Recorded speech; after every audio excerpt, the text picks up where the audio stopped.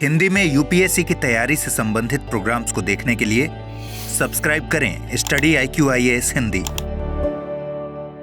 चलिए, अमृत उपाध्याय 007 इंस्टा का पता और अमृत उपाध्याय 007 टेलीग्राम का पता। आप चाहें तो मुझसे यहां भी जुड़ सकते हैं। आज हमें बात करनी है राज्यसभा की संवैधानिक स्थिति के बारे में और संसद की संप्रभुता के बारे में। चलिए, राज्यसभा की स्थिति को देखिए। राज्यसभा की संवैधानिक स्थिति को अगर हम देखेंगे तो इसका अध्ययन हम तीन तरीके से कर सकते हैं। लोकसभा और राज्यसभा की संवैधानिक स्थिति की ही तुलना करनी।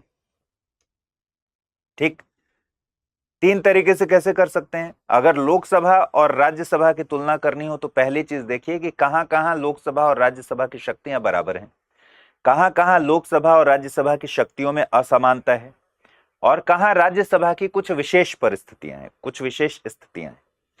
इस तरह से हम अगर देखें तो बेसिकली हमें दो चीजें देखनी है कि लोकसभा का पावर, स्पेशल पावर कहां पर है और राज्यसभा का स्पेशल पावर कहां पे है। जो दोनों समान स्थितियां हैं वो तो आप जानते ही हैं। जैसे साधारण विधेयक है, उसमें दोनों की समान स्थिति है, आपको पता है। ये वाला हिस्सा तो आप जानते हैं। हमें अगर ये जान जाए हम कि राज्यसभा की विशेष स्थिति कहां है या लोकसभा की विशेष स्थिति कहां है, तो फिर आपको ये क्लियर हो जाएगा कि भाई ये स्पेशल पावर्स कहां कहां हैं।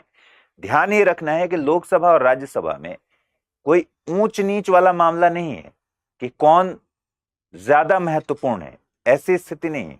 संसद के तीन अंग हैं और संसद के ये दोनों जो अंग हैं ये बराबर महत्व के हैं, लेकिन हाँ, कुछ विशेष शक्तियां लोकसभा को मिली हैं। जैसे धन विधेयक के मामले में, जैसे अविश्वास प्रस्ताव के मामले में धन विधेयक केवल लोकसभा में ही ले आया जाता है, अविश्वास प्रस्ताव केवल लोकसभा में ही ले आया जाता है। ठीक है, धन विधेयक के मामले में राज्यसभा की शक्तियां न के बराबर हैं। अविश्वास प्रस्ताव तो लोकसभा का एक स्पेशलिटी है ही।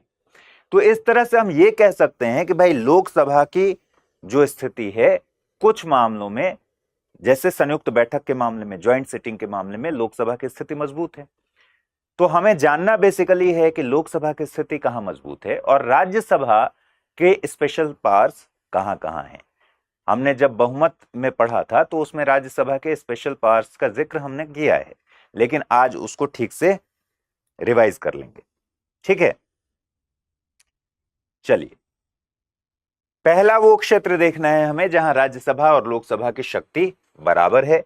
दूसरा, जहां राज्यसभा और लोकसभा बराबर न हो, असमान हो। और तीसरा, जहां राज्यसभा को विशेष शक्तियां प्राप्त हों। वे मामले जहां लोकसभा और राज्यसभा की स्थिति समान होती है। सबसे पहले तो साधारण विधेयक के मामले में, साधारण विधेयक जिस किसी भी सदन में ले आया जा सकता है और जिस विधि से एक सदन से पारित होता है दूसरे सदन से भी उसी विधि से पारित होता है, तो उस मामले में भी समान है। तो दोनों की समान स्थितियां हैं। दूसरा, संविधान संशोधन विधेयक के मामले में दोनों की बिल्कुल समान स्थितियां हैं। क्यों है ऐसा? क्योंकि संविधान संशोधन विधेयक को पारित कराने में दोनों ही सदनों से, एक तो किसी में भी ले आ सकते हैं पहले, और दूसरा दोनों ही सदनों से विशेष बहुमत द्वारा अलग अलग पारित कराना अनिवार्य है। इसका मतलब संविधान संशोधन के मामले में दोनों की शक्तियां बिल्कुल समान हैं। और साधारण विधेयक तो है ही, साधारण विधेयक तो है ही, उसके अलावा संविधान संशोधन है। फिर राष्ट्रपति और उपराष्ट्रपति के निर्वाचन को लेकर दोनों की शक्तियां समान।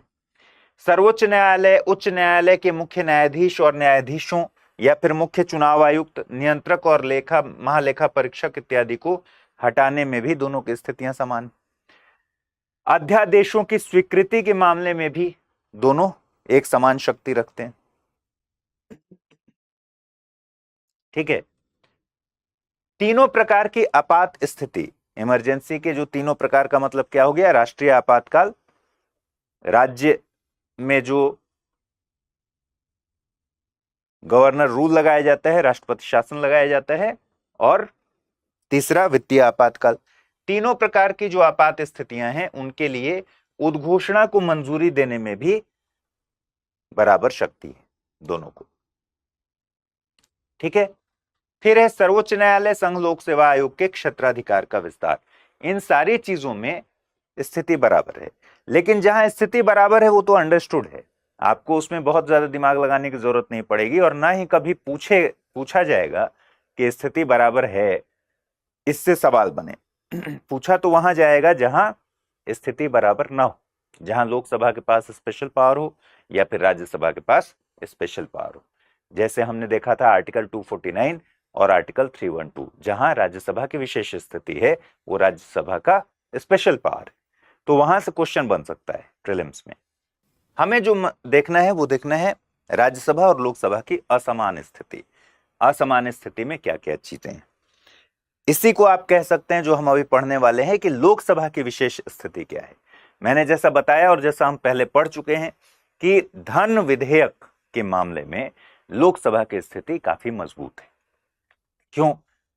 आपको याद है ना, धन विधेयक राष्ट्रपति की पूर्व अनुशंसा से ही लोकसभा में ही पुनर्स्थापित किया जाता है, राज्यसभा में नहीं।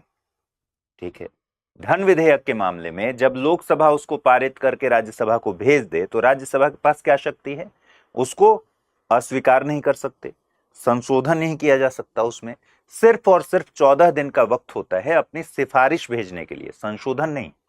14 दिन का रिकमेंडेशन करने का, सिफारिश करने का वक्त दिया गया है राज्यसभा को, लेकिन उन सिफारिशों को मानने की कोई बाध्यता नहीं है लोकसभा के ऊपर। तो सिफारिश माने तो भी पारित हो जाएगा धन विधेयक, और नहीं मानेंगे तो भी पारित हो जाएगा धन विधेयक। तो धन विधेयक से जुड़े मामलों में लोकसभा को विशेष शक्ति प्राप्त है। पहला तो ये हो गया।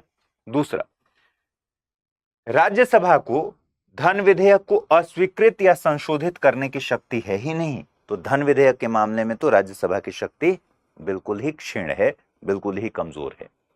और एक और आप एडवांटेज आप लोकसभा में देखिए कि कोई विधेयक धन विधेयक है या नहीं, ये कौन तय कर रहा है? कोई विधेयक धन विधेयक है या नहीं, ये कौन तय करता है? ये लोकसभा का अध्यक्ष तय करता है। तो इस मामले में भी लोकसभा के पास ये प्रिविलेज है। ठीक है, इसके अलावा अगर मैं आपसे कहूं कि आपने आर्टिकल 75(3) पढ़ा है, मंत्रिपरिषद सामूहिक रूप से किसके प्रति उत्तरदायी है? लोकसभा के प्रति उत्तरदायी है। इसीलिए तो अविश्वास प्रस्ताव हमने पढ़ा था कि अविश्वास प्रस्ताव लोकसभा में ही पुनर्स्थापित किया जाता है। क्यों? क्योंकि मंत्रिपरिषद, काउंसिल ऑफ मिनिस्टर्स जो है, वो लोकसभा के प्रति सामूहिक रूप से उत्तरदायी है। लोकसभा में विश्वास बनाए रखना है मंत्रिपरिषद को। ठीक है, वहां अविश्वास की स्थिति आ गई तो सरकार गिर जाएगी। तो 75(3) अपने आप में एक एडवांटेज लोकसभा के लिए, लोकसभा की विशेष शक्तियों में अलग स्थिति में इसको भी काउंट कर सकते हैं।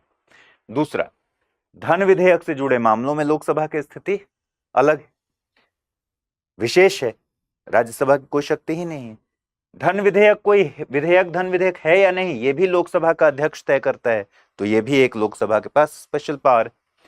वित्त विधेयक 1, ध्यान है जब हमने धन विधेयक पढ़ा था और वित्त विधेयक को कैटेगरी 1 और कैटेगरी 2, टाइप 1 टाइप 2 में पढ़ा था, और हमने देखा था कि जो वित्त विधेयक टाइप 1 है वो 2 मामलों में धन विधेयक के समान है। कौन कौन से 2 मामले? राष्ट्रपति की पूर्व अनुशंसा पर ही लोकसभा में इसको पुनर्स्थापित किया जाता है। सिर्फ इन्हीं 2 मामलों में यह धन विधेयक के समान है, बाकी मामलों में साधारण विधेयक की तरह है। तो वित्त विधेयक 1 को प्रस्तुत करने के मामले में भी यह लोकसभा में ही प्रस्तुत होता है। तो लोकसभा के लिए ये एक स्पेशल पावर में इसको भी काउंट कर सकते हैं। ठीक, ध्यान रखना है क्या कि इसको पारित करने के मामले में दोनों सदनों का समान पावर है। पारित तो दोनों सदनों से समान पावर है।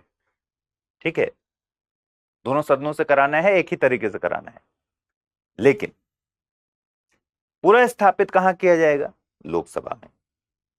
ठीक, चलिए, अविश्वास प्रस्ताव केवल लोकसभा में ही पूरा स्थापित किया जाता है। तो अविश्वास प्रस्ताव के मामले में भी लोकसभा के पास एडवांटेज है। राष्ट्रीय आपात को समाप्त करने का संकल्प, मंजूरी के मामले में क्या हुआ?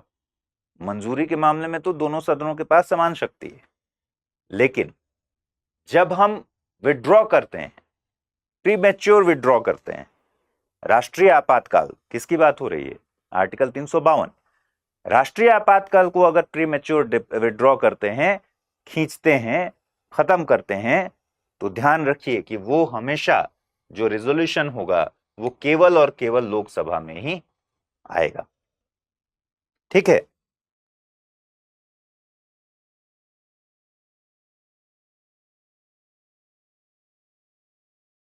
राज्यसभा बजट के मामले में भी इसके पास कोई शक्ति नहीं है। बजट पर राज्यसभा में सिर्फ और सिर्फ चर्चा किया जा सकता है, वोटिंग नहीं की जा सकती। ये हमने बजट के दौरान पढ़ा था। और संयुक्त बैठक के मामले में भी लोकसभा बहुत ही मजबूत स्थिति में। क्यों? संयुक्त बैठक, जब गतिरोध की स्थिति राज्यसभा और लोकसभा में आ जाती है तो संयुक्त बैठक बुलाने की संभावना है, प्रावधान है अनुच्छेद 108 में। अनुच्छेद 108 कहता है कि राष्ट्रपति संयुक्त बैठक बुला सकता है। इसका मतलब क्या है? मंत्रिपरिषद बेसिकली उसको सलाह देके और संयुक्त बैठक बुलवा सकती है। आर्टिकल 108 के तहत जब संयुक्त बैठक होगी उसकी अध्यक्षता कौन करेगा? लोकसभा का स्पीकर। वो ना रहे तो डिप्टी स्पीकर। अगर वो भी नहीं है तब जाकर राज्यसभा का उपसभापति, सभापति नहीं, सभापति यानी उपराष्ट्रपति हुआ, जो कि मेंबर नहीं है राज्यसभा का। इसलिए हमेशा हमने पहले भी क्या देखा था कि लोकसभा का स्पीकर जो है वो संयुक्त बैठक की अध्यक्षता करेगा। अगर वो नहीं अवेलेबल है तो डिप्टी स्पीकर करेगा। अगर वो भी नहीं अवेलेबल है तो फिर राज्यसभा का उपसभापति करेगा। बात स्पष्ट है? दूसरा, ये तो हो गया अध्यक्षता करने की बात। दूसरा, संख्या बल में जब संयुक्त बैठक होती है और लोकसभा और राज्यसभा एक साथ बैठते हैं तो संख्या बल के मामले में भी लोकसभा हावी है संयुक्त बैठक में, क्योंकि संख्या बल बहुत ज्यादा है लोकसभा की राज्यसभा की तुलना में। तो संख्या बल के मामले में भी यहां लोकसभा एडवांटेज में रहता है।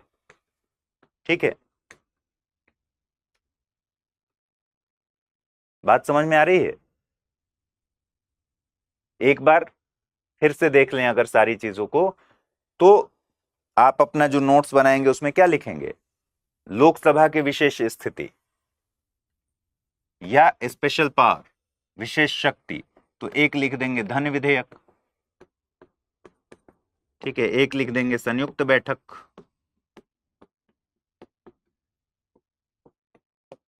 ठीक है, धन विधेयक के साथ ही वित्त विधेयक टाइप 1 भी लिख देंगे।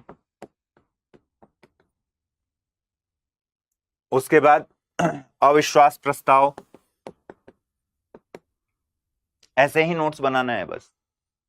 अविश्वास प्रस्ताव हो गया नोट्स।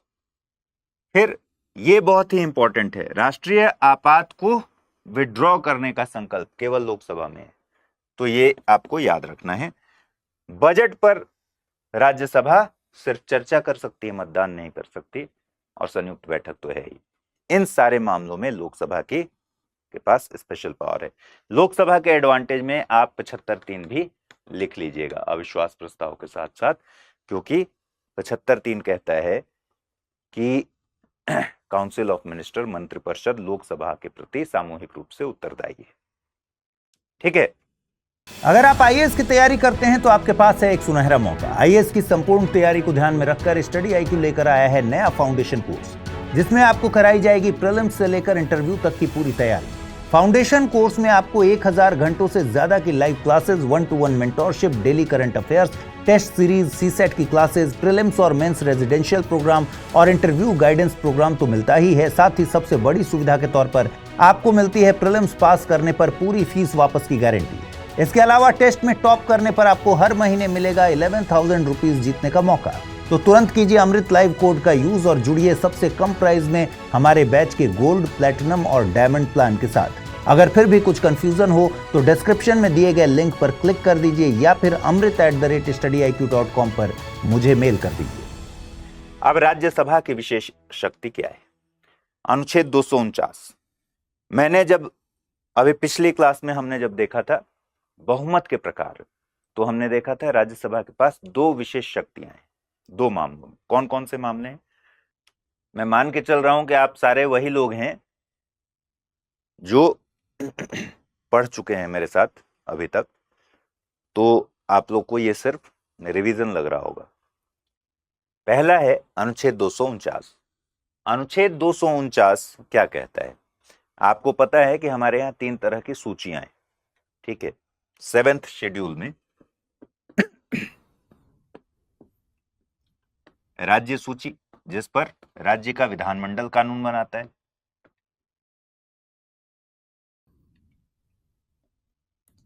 संघ सूची और समवर्ती सूची।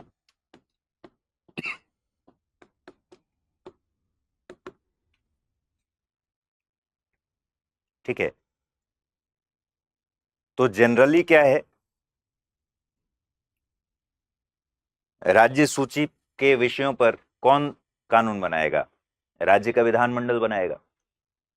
लेकिन देश में कभी ऐसी भी स्थितियां आ सकती हैं जब राज्य सूची के विषय पर कानून बनाने की जरूरत संसद को पड़े। तो इसलिए यह प्रावधान रखा गया है कि आर्टिकल 249 के तहत ऐसी व्यवस्था है। देखिए, राज्य सूची के विषय पर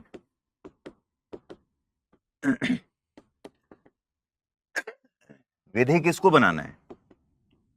अगर ऐसा प्रोविजन किया गया है, विधि तो संसद को बनाना है। और संसद का मतलब है कि राज्यसभा और लोकसभा दोनों से की बराबर शक्ति। लेकिन संसद विधि तब बनाएगी जब राज्यसभा इसके लिए संसद को ऑथराइज करे। यहां राज्यसभा की विशेष स्थिति, राज्यसभा द्वारा ऑथराइजेशन होना चाहिए कि भाई राज्य सूची के विषय पर संसद कानून बना सकती है। इसका ऑथराइजेशन देने के लिए प्रेजेंट एंड वोटिंग के 2/3 मेंबर्स के से पास करा के, रेजोल्यूशन पास करा के ये ऑथराइजेशन दिया जाता है संसद को। ठीक है, तो किसी राज्य सूची के विषय में अगर राज्यसभा में उपस्थित और मतदान करने वाले सदस्य प्रेजेंट एंड वोटिंग 2/3 मेजॉरिटी से संकल्प पारित कर दें, तो फिर संसद राज्य सूची के उस विषय पर कानून बना सकती है। लेकिन कितने समय के लिए बना सकती है? ये ऑथराइजेशन जो होता है राज्यसभा द्वारा, वो 1 साल के लिए होता है। ठीक है, 1 साल के लिए ही ऑथराइजेशन होता है। और हर 1 साल के बाद इसको रिन्यू कराना पड़ता है 1 साल के लिए। अब एक सवाल और समझिए कि मान लीजिए राज्यसभा ने उपस्थित और मत देने वाले 2/3 मेंबर्स के बहुमत से, स्पेशल मेजॉरिटी से, यह ऑथराइजेशन संसद को दे दिया कि संसद राज्य सूची के किसी विषय पर कानून बना सकती है। तो कितने समय के लिए दिया है? 1 साल के लिए। 1 साल के बीच में संसद ने कोई कानून बना दिया, ठीक है, तो क्या यह कानून हमेशा के लिए बन गया है? यह कानून हमेशा के लिए नहीं बना है। बस आपको इतनी सी बात याद रखनी है। शिवानी शाक्य, सर मेंबर तो लोकसभा अध्यक्ष भी नहीं होता है। किसने कहा आपको कि लोकसभा अध्यक्ष मेंबर नहीं होता है? लोकसभा अध्यक्ष लोकसभा का सदस्य होता है। लोकसभा सदस्यों के बीच से ही तो लोकसभा का अध्यक्ष चुना जाता है। ठीक है, लेकिन राज्यसभा का जो सभापति है वो कौन है? उपराष्ट्रपति राज्यसभा का पदेन सभापति है। यानी जो भी उपराष्ट्रपति होगा वही राज्यसभा का सभापति होगा, लेकिन वो राज्यसभा का मेंबर नहीं है। इसलिए संयुक्त बैठक की स्थिति में लोकसभा के स्पीकर जो होते हैं वो प्रिजाइडिंग ऑफिसर होते हैं। वो ना रहें तो डिप्टी स्पीकर प्रिजाइडिंग ऑफिसर होते हैं, और जब वो ना रहें तो फिर सभापति नहीं, उपसभापति राज्यसभा का वो प्रिजाइड करेगा। और अगर ये सारे ना रहें तो फिर उसी संयुक्त बैठक में से तय किया जाएगा, चुना जाएगा। ठीक है,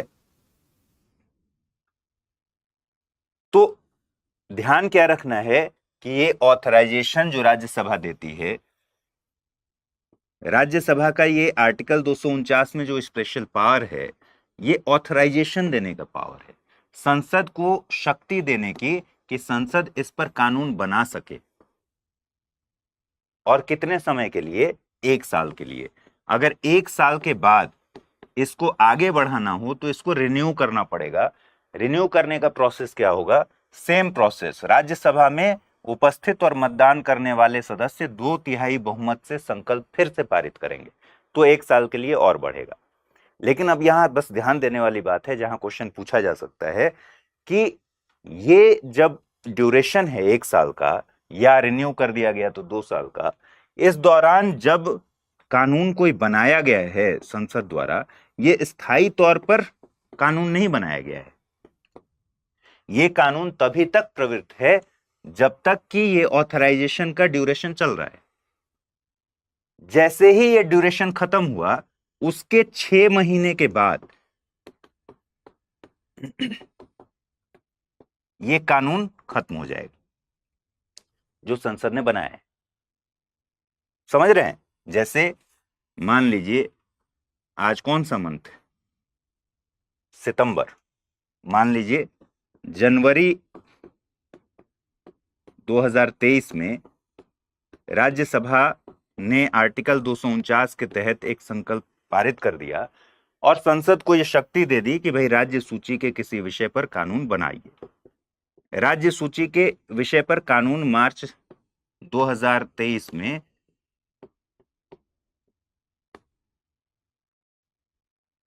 बना दिया गया। लेट से 1 जनवरी को ये पास हुआ, तो 1 जनवरी से लेकर 31 दिसंबर 2023 तक के लिए राज्यसभा ने ऑथराइज किया है संसद को कि आप राज्य सूची के किसी विषय पर कानून बना सकते हैं। अब उस राज्य सूची के विषय पर कानून बना मार्च 2023 में। ठीक है, तो ये कानून कब तक लागू रहेगा? ये स्थायी कानून नहीं, ये कानून तब तक लागू रहेगा 31 दिसंबर 2023 को रिन्यू नहीं किया गया 1 साल के लिए, और तो फिर यहां से 6 महीने बाद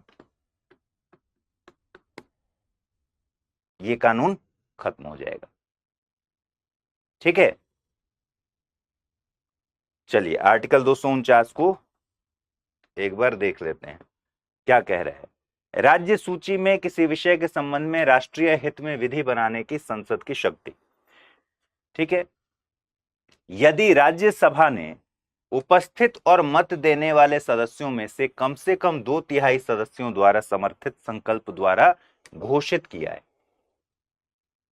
कि राष्ट्रीय हित में यह आवश्यक है कि संसद राज्य सूची में दिए गए विषय के संबंध में, ठीक है, विधि बनाए, तो जब तक वह संकल्प प्रवृत्त है, संसद के लिए उस विषय के संबंध में भारत के संपूर्ण राज्य क्षेत्र या उसके किसी भाग के लिए विधि बनाना विधिपूर्ण होगा। ठीक है, 249 का एक क्या कहता है? वही जो हमने अभी अभी देखा कि भाई राष्ट्रीय हित में कब आएगी ऐसा नौबत? राज्य सूची के विषय पर बनाने की, कानून बनाने की संसद को जरूरत कब पड़ेगी? राष्ट्रीय हित में जरूरत पड़ेगी। तो ये यही कह रहा है कि राज्य सूची, अगर राज्यसभा ने उपस्थित और मत देने वाले सदस्यों के कम से कम 2/3 बहुमत द्वारा संकल्प पारित करके ये घोषणा कर दी है कि संसद राज्यसभा के किसी विषय पर कानून बना सकती है, तो फिर संसद ऑथराइज होगी। ठीक है, तो ये संकल्प सिर्फ ऑथराइजेशन के लिए। लेकिन आगे कह रहा है कि ये ऐसा जो संकल्प है वो 1 साल से ज्यादा के लिए प्रवृत्त नहीं रहेगा। यहां लिखा है अनधिक, यानी 1 साल से अधिक नहीं, तो 1 साल से अधिक के लिए प्रवृत्त नहीं रहेगा। और तीसरी बात, और जितनी बार आप चाहें ऐसे संकल्प को राज्यसभा जितनी बार चाहे प्रवृत्त बनाए रख सकता है, यानी हर बार 1-1 साल के लिए इसको रिन्यू कर सकती है राज्यसभा। लेकिन संसद द्वारा बनाई गई कोई विधि, इस ऑथराइजेशन के बाद संसद ने विधि बना दी, संसद द्वारा बनाई गई कोई विधि संकल्प के प्रवृत्त न रहने के पश्चात 6 मास की अवधि की समाप्ति पर अक्षमता की मात्रा तक क्या हो जाएगा, प्रभावी नहीं रहेगी। बात स्पष्ट है? तो यही आर्टिकल 249 की मूल बात है।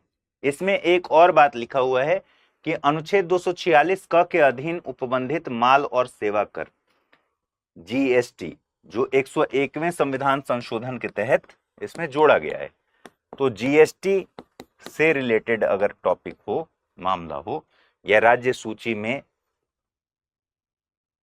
दिए गए जीएसटी, क्योंकि समवर्ती सूची का मामला है, तो कभी ऐसी भी नौबत आ सकती है कि जीएसटी पर जो राज्य द्वारा बनाया जाने वाला कानून है वो संसद को दिया जाना पड़े।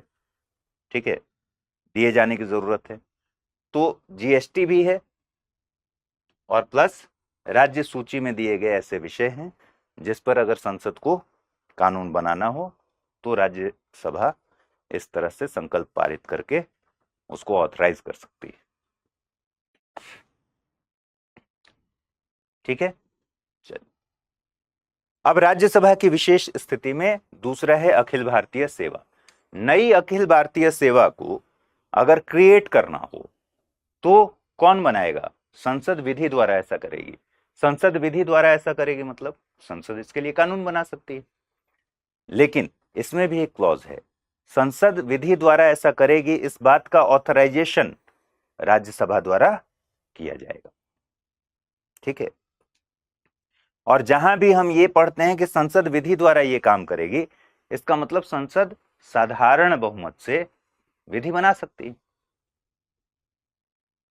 ठीक है, तो 312 कहता है कि यदि राज्यसभा ने ठीक वही वाली मेजॉरिटी जो हमने 249 में देखा, प्रेजेंट एंड वोटिंग का कम से कम 2/3 मेजॉरिटी द्वारा अगर संकल्प पारित कर दिया राज्यसभा ने और घोषित कर दिया कि राष्ट्रीय हित में ऐसा करना आवश्यक है, तो फिर संसद विधि द्वारा संघ और राज्यों के लिए सम्मिलित एक या एक से अधिक अखिल भारतीय सेवाओं के सृजन के लिए, ठीक है, और यहां ब्रैकेट में लिखा है जिनके अंतर्गत अखिल भारतीय न्यायिक सेवा भी है, सृजन के लिए उपबंध कर सकेगी। और इस अध्याय के अन्य उपबंधों के अधीन रहते हुए किसी ऐसी सेवा के लिए भर्ती का और नियुक्ति सेवा शर्तों की विनियमन कर सकेगी।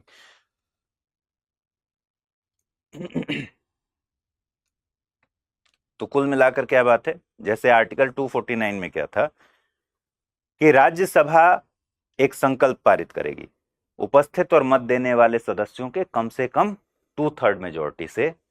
इस संकल्प में क्या होगा, इस संकल्प का आशय सिर्फ इतना होगा कि संसद को ऑथराइज कर दिया गया कि वह राज्य सूची के इस विषय पर संसद कानून बनाए।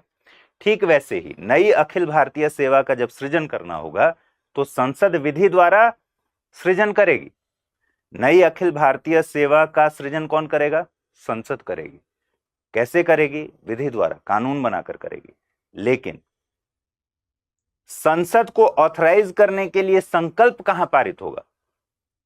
राज्यसभा द्वारा। यह राज्यसभा का स्पेशल पावर है, आर्टिकल 312। ठीक है, सृजन कौन करेगा? संसद ही करेगी, विधि बनाएगी संसद। लेकिन कम से कम उपस्थित और मत देने वाले सदस्यों के कम से कम 2/3 बहुमत द्वारा संकल्प पारित कर ऑथराइज करना किसका काम है? राज्यसभा का काम है। उसके बाद संसद विधि बनाएगी और संसद विधि द्वारा, इसका मतलब संसद साधारण बहुमत से ऐसा करेगी। तो यहां आपको ध्यान क्या रखना है कि राज्यसभा स्पेशल मेजॉरिटी से ऐसा कर रही है, संकल्प पारित कर रही है। संसद विधि द्वारा यानी संसद साधारण बहुमत से नई अखिल भारतीय सेवा का सृजन कर लेगी। ठीक है,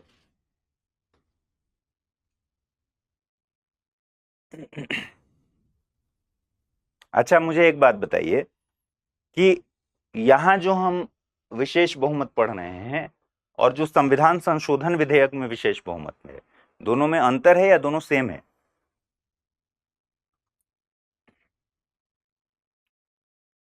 आज बहुत दिन बाद आप लोगों से मुलाकात हुई है तो परीक्षा लेनी चाहिए ना कुछ। तो बताइए कि आर्टिकल 368 के तहत जो विशेष बहुमत की व्यवस्था है और आर्टिकल 249 तथा 312 में जो विशेष बहुमत की व्यवस्था है, दोनों सेम है या फिर दोनों में कुछ अंतर है? दोनों को ही हम विशेष बहुमत बोल रहे हैं, लेकिन दोनों में अंतर है या फिर दोनों एकदम एक जैसी प्रक्रिया है?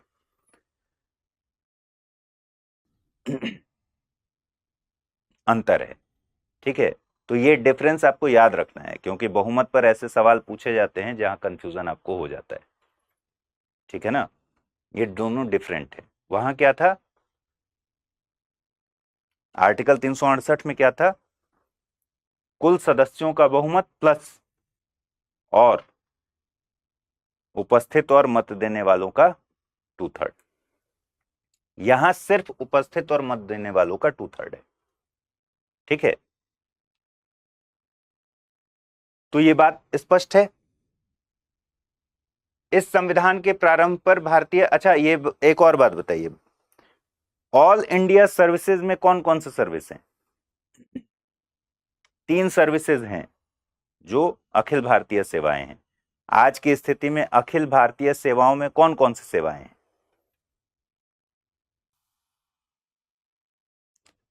आईएएस, आईपीएस और आईएफओएस। आईएफओएस मतलब फॉरेस्ट सर्विस, फॉरेन सर्विस नहीं समझना है इसको। ठीक है, तो जब भी ऐसी नौबत आएगी कि एक नई अखिल भारतीय सेवा का सृजन करना है, बनाना है, तो राज्यसभा सबसे पहले एक संकल्प पारित करके संसद को विधि बनाने की शक्ति दे देगी। उस संकल्प को उपस्थित और मत देने वाले सदस्यों के कम से कम 2/3 बहुमत द्वारा पारित करना होगा। उसके बाद संसद विधि द्वारा नई अखिल भारतीय सेवा का सृजन कर देगी। संसद विधि द्वारा करेगी, इसका मतलब सीधे सीधे संसद साधारण विधेयक द्वारा, ऐसा साधारण बहुमत द्वारा ऐसा कर लेगी। ठीक है, इस संविधान के प्रारंभ पर भारतीय प्रशासनिक सेवा और भारतीय पुलिस सेवा के नाम से ज्ञात सेवाएं इस अनुच्छेद के अधीन संसद द्वारा सृजित सेवाएं समझी जाएंगी उस समय जो था। ठीक है, बाकी आपको फिलहाल इसमें इतना ही समझना है। और राज्यसभा की एक और विशेष शक्ति है उपराष्ट्रपति को पद से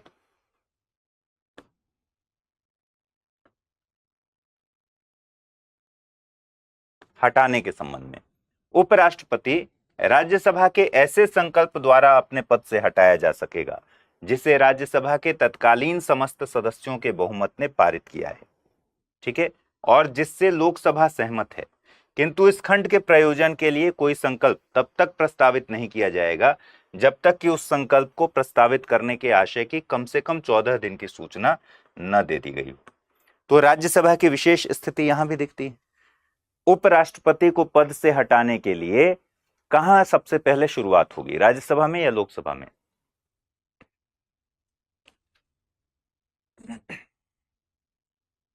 बताइए, जल्दी जल्दी बताइए। ये सब हम लोग पढ़ चुके हैं, इसलिए यहां बहुत ठहरना नहीं है। उपराष्ट्रपति को पद से हटाने के लिए लोकसभा में या फिर राज्यसभा में कहां पर शुरुआत की जाएगी?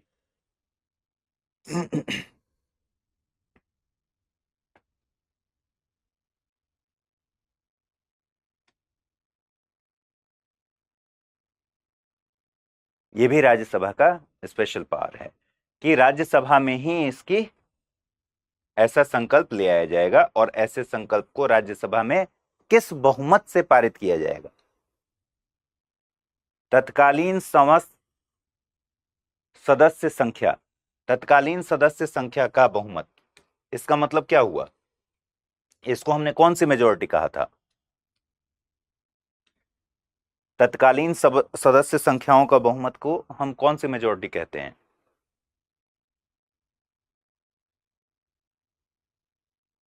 प्रभावी बहुमत से। तो इसका मतलब है प्रभावी बहुमत। ठीक है, तो राज्यसभा में प्रभावी बहुमत से संकल्प पारित किया जाएगा और उसके बाद उस पर लोकसभा की सहमति चाहिए, यानी यहां साधारण बहुमत की जरूरत है, यहां प्रभावी बहुमत की जरूरत नहीं है। तो लोक राज्यसभा की स्थिति इस मामले में भी स्पेशल है। अब स्थिति का मूल्यांकन कर लीजिए। जब लोकसभा और राज्यसभा की स्थिति का तुलनात्मक मूल्यांकन आप करेंगे तो आप क्या पाएंगे? मैंने जो बताया कि इसमें कोई सुपीरियरिटी और इंफीरियरिटी का मामला नहीं है, दोनों सदनों की अपनी अपनी उपयोगिता है, ठीक है। संविधान की नजर में, हमारी प्रणाली की नजर में दोनों सदन ऑलमोस्ट बराबर है। बस ये है कि कुछ जगहों पर लोकसभा को विशेष शक्तियां मिली हुई हैं और कुछ जगहों पर राज्यसभा को विशेष शक्तियां मिली हुई हैं। ऐसा प्रतीत हो सकता है कि लोकसभा राज्यसभा की तुलना में ज्यादा पावरफुल है। ऐसा क्यों प्रतीत हो सकता है? पहली बात, लोकसभा में ऑलरेडी कौन लोग सेलेक्ट होके आते हैं? जनाधार वाले लोग सेलेक्ट होके आते हैं, ठीक है। आम चुनाव के जरिए, first past the post system के जरिए आते हैं, ठीक है, प्रत्यक्ष चुनाव के जरिए आते हैं। तो आपको लग सकता है कि भाई लोकसभा प्रभावशाली है। सरकार अमूमन कहां से बनती है? लोकसभा से। चुनकर नेता जहां से आते हैं, मेजॉरिटी वही रहते हैं, तो आपको लग सकता है ऐसा।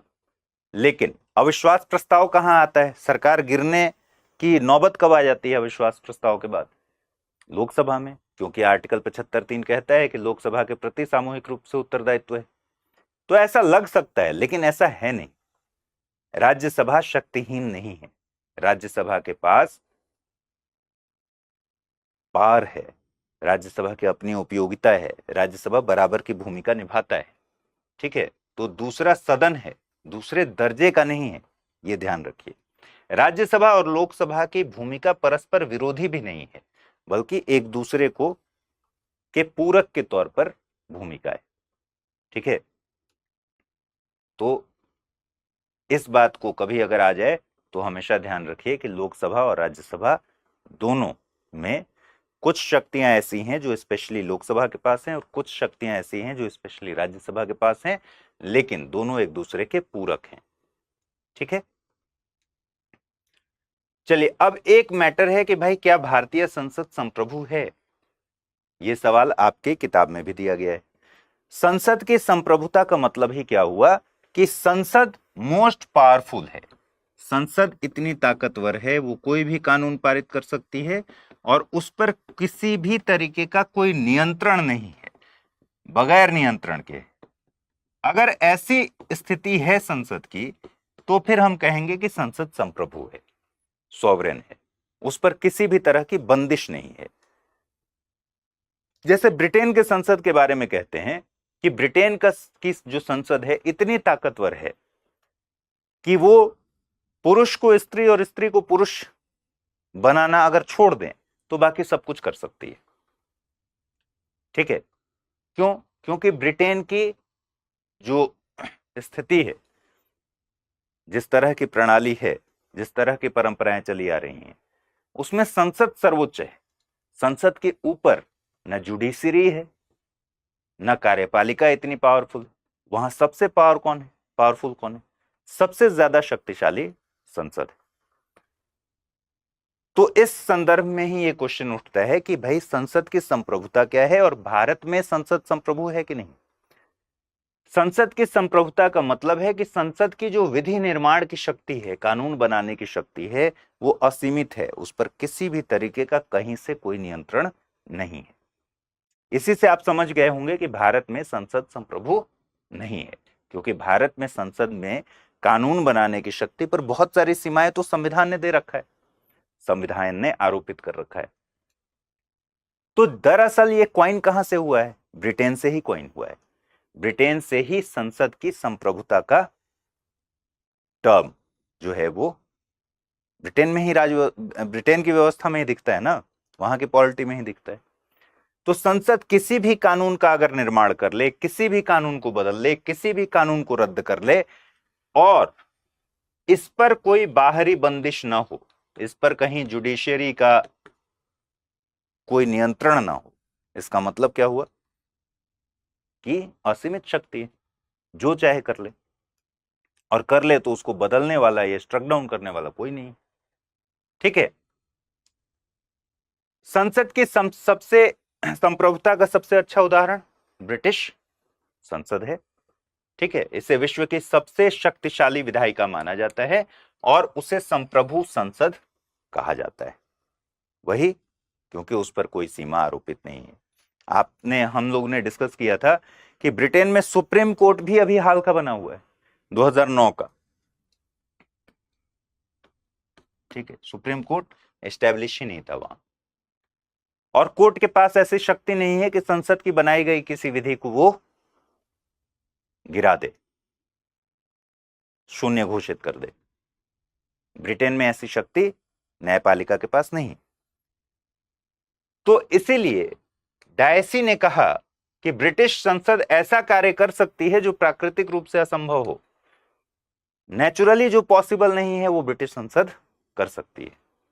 वहीं डी लोल्मे ने कहा कि संसद स्त्री को पुरुष और पुरुष को स्त्री बनाने के अलावा सब कुछ कर सकती है, वो मोस्ट पावरफुल है। अब सवाल है कि भाई संप्रभु क्यों है, उसकी वजह है। और कभी अगर क्वेश्चन आ जाए कि भारत की संसद में संप्रभु नहीं है या सर्वोच्च नहीं है तो उसकी वजह क्या है, तो हम एक एक करके देखेंगे कि ब्रिटिश संसद को हम क्यों कहते हैं सर्वोच्च, क्यों संप्रभु कहते हैं, और इसी के काउंटर में इंडिया को रख के देख लेंगे कि भारत को क्यों नहीं कहते। जैसे पहली बात तो अलिखित संविधान है, हमारी तरह रिटन कॉन्स्टिट्यूशन नहीं है। ज्योति मौर्य, ब्रिटेन में लोगों को न्याय कैसे मिलता है, अभी आते हैं न्याय पर। ठीक है, अलिखित संविधान का मतलब क्या हुआ, कोडिफाइड नहीं, एक जगह जैसे हमारा संविधान सुप्रीम लॉ, ठीक है, वैसा कुछ कोडिफिकेशन नहीं किया गया है। और लचीला संविधान है। लचीला संविधान का मतलब जिसमें बहुत आराम से चेंजेस किए जा सकते हैं, बदला जा सकता है। ब्रिटेन, अच्छा ये सब तो हमने पहले पढ़ लिया है, आपको पता ही है, शुरू में सारी चीजें डिस्कस की हुई। ब्रिटेन में एकात्मक व्यवस्था है, हमारे यहां क्या है, यहीं से देखते चलिए। भारत की स्थिति क्या है, लिखित संविधान। ठीक, चेक एंड बैलेंस संविधान में ही दिखता है, शक्तियों का पृथक्करण यही दिखता है, सबके अपने अपने कार्य हैं।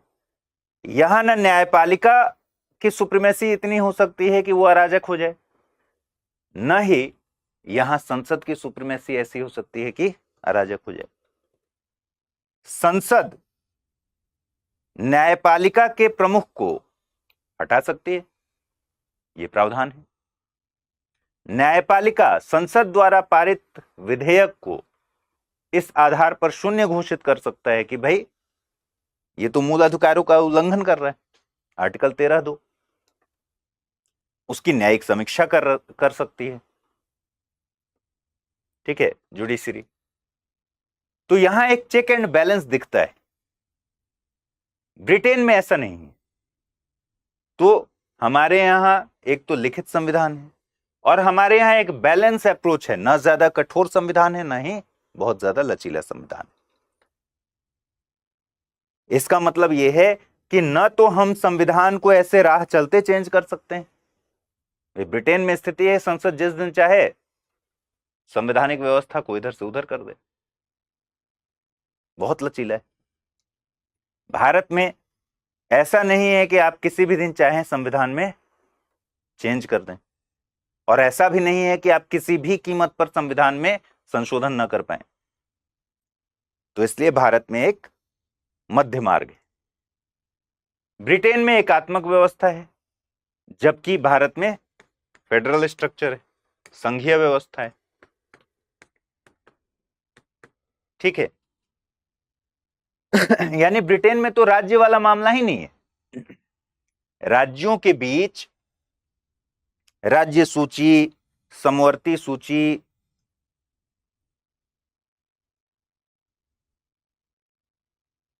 संघ सूची, इतना जो सेंसिटिव सब कुछ बना हुआ है, राज्य का विधानमंडल राज्यों पर कानून बना रहा है, वहां तो सब कुछ केंद्र के हाथ में है। तो हमारे यहां संघीय व्यवस्था है, राज्यों और केंद्र के बीच में भी आपको दिखेगा वितरण, ठीक है, डिस्ट्रीब्यूशन ऑफ पावर्स दिखेगा उसमें। ब्रिटेन में न्यायिक समीक्षा का अभाव देखने को मिलता है, जबकि हमारे यहां सुप्रीम कोर्ट, जुडिशियल रिव्यू जो हमने पढ़ा था, हमारे यहां न्यायिक समीक्षा की पूरी गुंजाइश है। और यहां तक कि आर्टिकल 13(2) साफ साफ कहता है कि कोई ऐसा कानून, कोई ऐसी विधि नहीं बनाई जा सकती जो मूल अधिकारों को सीमित करती हो या न्यून करती हो। उस कंडीशन में क्या होता है, न्यायपालिका उसको शून्य घोषित कर सकती है उस मात्रा तक, ठीक है। तो भाई भारत की स्थिति क्या है? भारत की स्थिति ये है, संसद संप्रभु नहीं है, यहां संविधान सर्वोच्च है, संवैधानिक रूप से संप्रभुता है, ठीक है। सबसे ऊपर है संविधान, सुप्रीमेसी किसकी है? संविधान की, संसद की सुप्रीमेसी नहीं है। भारत की संसद को संप्रभु नहीं कह सकते, क्यों? क्योंकि संसद की शक्ति पर बहुत तरह की सीमाएं लगी हुई हैं। भारत में संसदीय संप्रभुता के बजाय इसको संवैधानिक संप्रभुता कहेंगे, ठीक है, बात स्पष्ट। हमारे यहां संविधान लिखित है, पहला रीजन। क्यों हम कह रहे हैं कि भाई भारत की संसद संप्रभु नहीं है? पहला तो लिखित संविधान है, सब कुछ संविधान में कोडिफाई है। संसद किस तरह से चलेगी, हम क्या पढ़ रहे हैं अभी? संसद ही पढ़ रहे हैं। कहां पढ़ रहे हैं? संविधान के भीतर संसद पढ़ रहे हैं ना। तो सब कुछ तो लिखा हुआ है, यहां तक कि लिखा हुआ है कि संयुक्त बैठक की स्थिति आ गई, अगर संसद के दोनों अंग अगर गतिरोध की स्थिति में आ जाएंगे तब क्या होगा? तो राष्ट्रपति ज्वाइंट सिटिंग बुला सकता है, ठीक है। यह भी लिखा हुआ है कि अगर ज्वाइंट सिटिंग बुलाया जाएगा तो फिर प्रिजाइड कौन करेगा। इतनी डिटेल में इतना सब कुछ लिखा गया है, तो सवाल ही नहीं है कि संसद संप्रभु हो जाए। और संविधान सर्वोच्च है, संविधान के हिसाब से सब कुछ है यहां। दूसरा, भारत में संघात्मक व्यवस्था है, मतलब राज्यों का अस्तित्व है और राज्य और केंद्र के बीच में वितरण देखने को मिलेगा शक्तियों का, ठीक है, शक्तियों का विभाजन देखने को मिलता है संघात्मक व्यवस्था में राज्य और केंद्र के बीच में। न्यायपालिका हमारे यहां स्वतंत्र है और न्यायिक समीक्षा सबसे बड़ा हथियार है उसके पास। वो किसी भी आज के डेट में प्रैक्टिकली अगर सोचिए तो कुछ भी न्यायिक समीक्षा के दायरे से बाहर नहीं है। क्यों? क्योंकि जुडिशियल रिव्यू अपने आप में बेसिक स्ट्रक्चर ऑफ कॉन्स्टिट्यूशन है। सुप्रीम कोर्ट ने कह दिया है कि भाई न्यायिक समीक्षा भी मूलभूत ढांचे में है। अगर कल को संसद ने न्यायिक समीक्षा को छीनने की कोशिश की, या पास्ट में किया ही था, तो सुप्रीम कोर्ट ने क्या कहा कि न्यायिक समीक्षा से आप कभी भी रोक नहीं सकते हैं। कोई भी एक्ट बनाकर, कोई भी संशोधन करा के संविधान में ये नहीं कह सकते कि न्यायिक समीक्षा इसकी नहीं की जाएगी, क्योंकि न्यायिक समीक्षा अपने आप में बेसिक स्ट्रक्चर है, इसमें चेंज नहीं किया जा सकता, ठीक है। और मूल ढांचे का सिद्धांत तो है ही, केशवानंद भारती मामला 1973 के थ्रू सुप्रीम कोर्ट ने कहा है कि भाई संविधान के मूल ढांचे में संसद किसी भी हाल में बदलाव नहीं कर सकती, ठीक है। तो ये सारी सीमाएं हैं जो संसद को कभी भी संप्रभु नहीं बनने देंगी। इसके अलावा मौलिक अधिकार अपने आप में एक बड़ी सीमा है। भाई मौलिक अधिकार में तो जगह जगह आप देखेंगे राज्य को ये मना किया गया है, राज्य ये नहीं करेगा, राज्य ये नहीं करेगा। ठीक है, ये सारी पाबंदी लगाई गई हैं और संसद कोई ऐसी विधि नहीं बनाएगी जो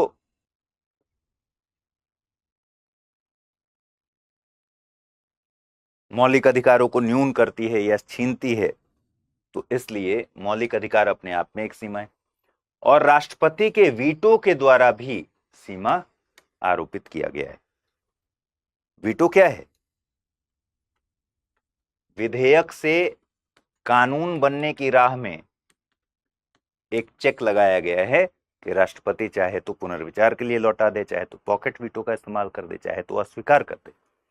यानी संसद के कानून बनाने की शक्ति पर एक सबसे बड़ी सीमा यहां भी लगी हुई। तो इस तरीके से क्या हुआ, भारतीय संसद के बारे में क्या कंक्लूजन निकला कि भाई भारत में संसद संप्रभु नहीं है। भारत में संप्रभु अगर बोलेंगे तो संवैधानिक संप्रभुता बोल सकते हैं, संवैधानिक सर्वोच्चता है। ठीक है, चलिए एक आपके किताब में दिया हुआ है लेम डक सत्र। जब पिछली लोकसभा और जब नई लोकसभा का चुनाव हो जाता है और नई लोकसभा ने अभी काम करना शुरू नहीं किया होता है, तो एक जो लास्ट सत्र होता है, पिछली लोकसभा के जो सदस्य होते हैं उनमें जो लोग जीत नहीं पाए आगे के लिए, अगली बार के में शामिल नहीं है नई लोकसभा में, उनको लेम डक कहा जाता है। ठीक है, ये कहीं कॉन्स्टिट्यूशन में नहीं है, बस यूएस में प्रचलित है और वहां से हमने हमारी किताब में भी आया हुआ है, तो आपको समझ लेना है। तात्पर्य बस इतना है कि नई लोकसभा के गठन से पूर्व मौजूदा लोकसभा का अंतिम सत्र है ये, और लोकसभा के अंतिम सत्र को संदर्भित करता है। ऐसे सदस्य जो नई लोकसभा के लिए फिर से निर्वाचित नहीं हो सके उन्हें ही लेम डक कहा जाता है और ऐसे सत्र को लेम डक सत्र कहा जाता है। ठीक है, भारत में सिर्फ संसदीय परंपरा का हिस्सा है, इससे संविधान में कहीं भी कोडिफाई नहीं किया गया है, जिक्र नहीं किया गया है। ठीक है, चलिए एक है संसद में प्रयोग की जाने वाली भाषा। संविधान का अनुच्छेद 120 संसद में प्रयोग की जाने वाली भाषा को बताता है। संविधान का अनुच्छेद 120 कहता क्या है कि भाई संविधान का जो भी कामकाज होगा, 120(1) संसद में कार्य या तो हिंदी में होगा या फिर अंग्रेजी में होगा। लेकिन जब जब संविधान लागू हुआ, 50 के दशक की बात है, उस समय यह था कि भाई कितने दिन अंग्रेजी में होगा, या तो हिंदी में या अंग्रेजी में। सबको लगता था कि हिंदी ही होगी अपनी भाषा, संसद की कामकाज की भाषा। तो प्रोविजन ये कर दिया गया था कि 15 सालों के लिए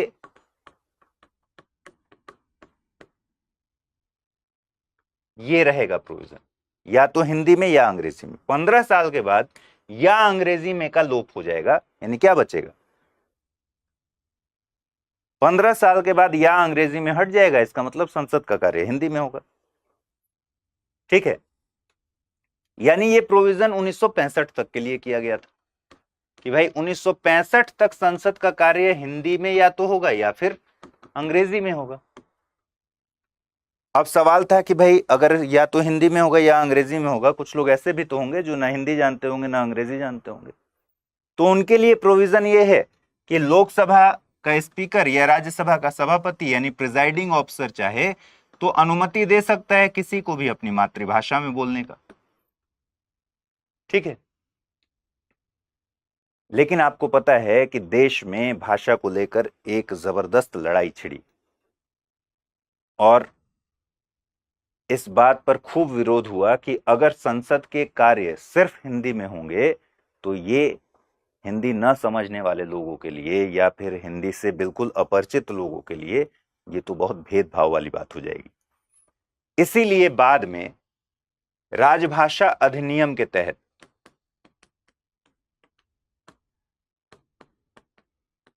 राजभाषा ऑफिशियल लैंग्वेज एक्ट पारित करके और कर दिया गया कि अंग्रेजी में भी इसको कंटिन्यू किया जाए, हटाया नहीं गया जो हट जाने वाला था।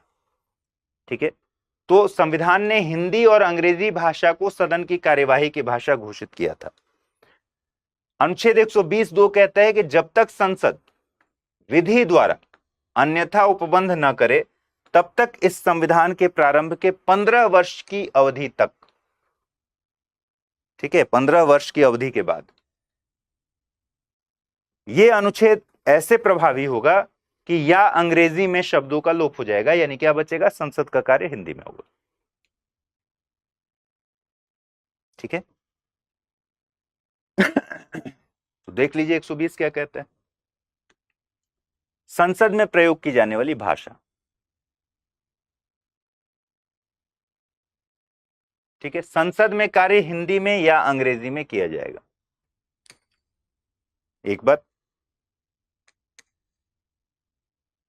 परंतु यथास्थिति राज्यसभा का सभापति या लोकसभा का अध्यक्ष या कोई भी प्रिजाइडिंग ऑफिसर जो उस समय कार्य कर रहा हो, हिंदी में या अंग्रेजी में अपनी पर्याप्त अभिव्यक्ति नहीं कर सकता है जो सदस्य, उसे अपनी मातृभाषा में सदन को संबोधित करने की अनुज्ञा दे सकेगा। दूसरी बात, पहली बात क्या हो गई भाई, संसद में कार्य कैसे किया जाएगा, कार्यवाही की भाषा क्या है, हिंदी या फिर अंग्रेजी।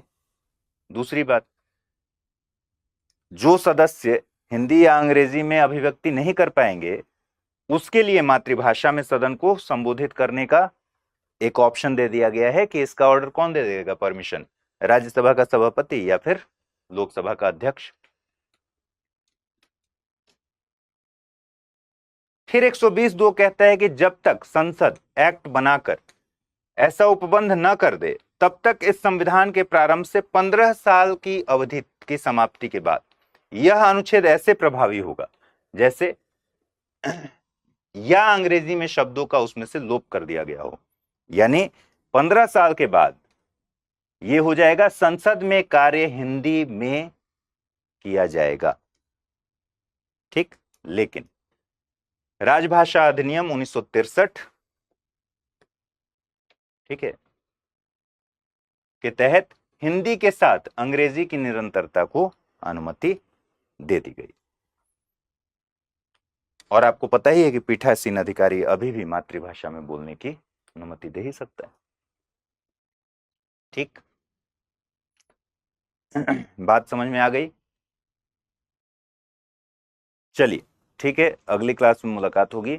अगर आप आईएएस की तैयारी करते हैं तो आपके पास है एक सुनहरा मौका। आईएएस की संपूर्ण तैयारी को ध्यान में रखकर स्टडी आईक्यू लेकर आया है नया फाउंडेशन कोर्स, जिसमें आपको कराई जाएगी प्रीलिम्स से लेकर इंटरव्यू तक की पूरी तैयारी।